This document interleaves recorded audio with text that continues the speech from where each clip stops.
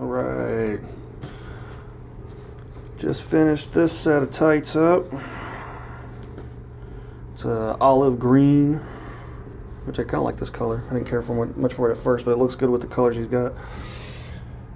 The logo on the back, I'm not sure what it means, but it's what he wanted. I like the font and all that though. Kind of embroidered stitched around the lettering a bit in white thread. I was going to use clear, but I was like, I'll do the white. Took a little bit longer, but I think it turned out better. And my serger is on the fritz, so that put me behind a bit. So I've had to basically just double stitch a lot of this, which, I mean, it doesn't take as long or any longer really. I like the way the serging, where the seams look and the edges look on the serger myself a little better, but you work with what you got. Still came out really nice though. So stitch these down. I used like a stretch stitch and then just stitched it down on top of that and top stitched over it in the crotch. Can't really do that in the legs. It's kind of a difficult thing to do. I used a like a super stretch stitch in the legs, and then actually went over top of it just in case. And then hem the bottom, which turned out nice. This came out kind of thick between the white, the black, and this, but turned out really good. And then hem the bottom, a little half-inch hem on it. Turned out nice. It's kind of a medium to heavyweight spandex. It's not quite football spandex, because they didn't have that in this olive, but it's like one weight lower, which is actually really comfortable. It holds up really good though. In some ways I like it a little bit better. I did the lettering in the football spandex because it held up really good. And then where the drawstring goes, reinforced that, a little tab in there, hole punched it out, ran it through. That's the lettering on the back. This is on the front. The front doesn't have anything on them, just plain on the front. And then the black and white stripes down the legs. I'm hoping this is as wide as he wanted them. He wanted them kind of wide, and then had to kind of fit this in. I think once he gets them on and it's all stretched out and laid out, it'll look really good though.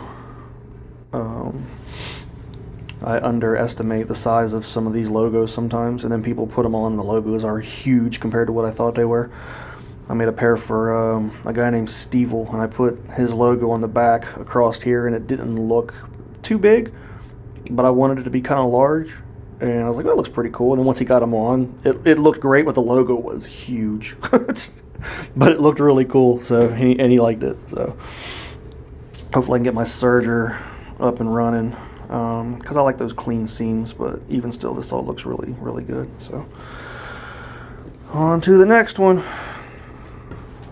I think one of the next pairs I want to go from pattern on and go over making the pattern and everything, because he sent me measurements and I just made a pattern off of his measurements, which is over in the box, just a paper pattern.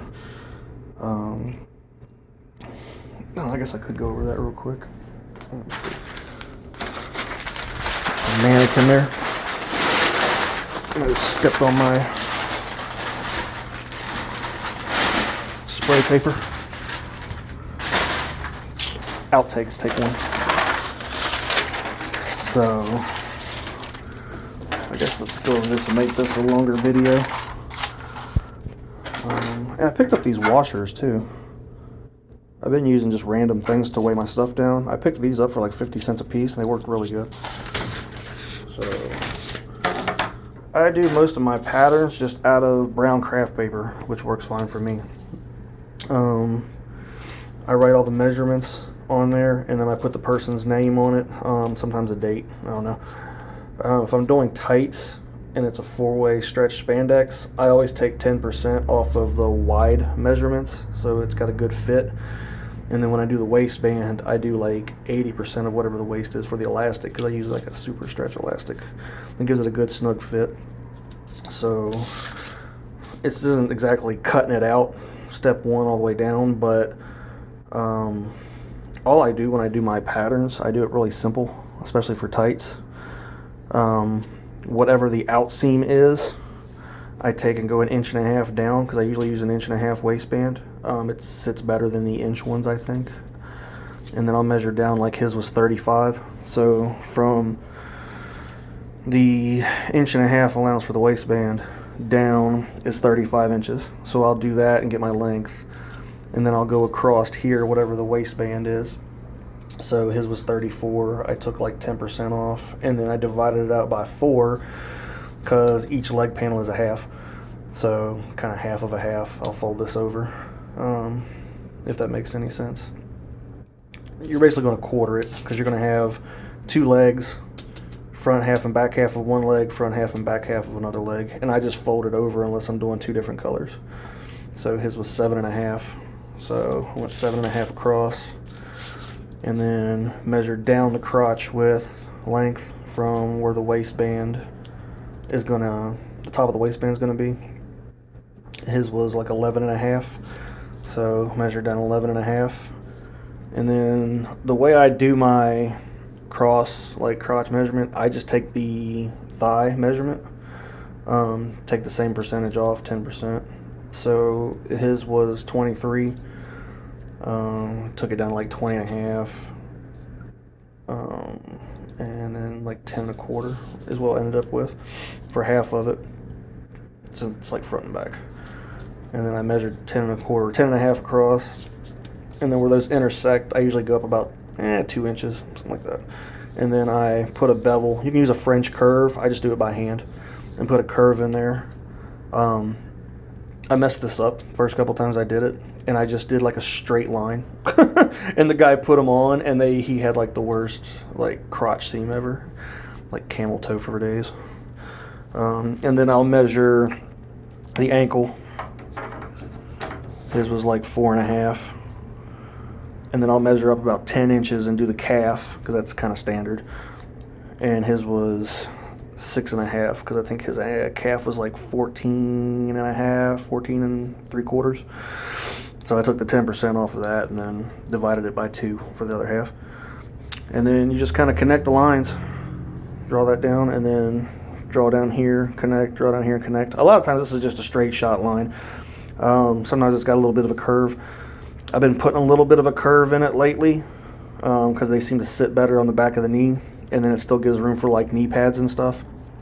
So works out pretty good. And it's spandex, so if you take that 10% off, it's pretty form-fitting. And then when I'm done, I roll these up, make sure I can see their name on them, and I store them in a box that I got. I'll eventually get a better filing system. But that's kind of the rough gist of how I do mine. So I want to get these packed up and take them to the post office and mail them out. If you like these videos, of course, like, subscribe, share, all that jazz. The more I get this channel and this stuff built up, I want to start giving away stuff and doing different little things.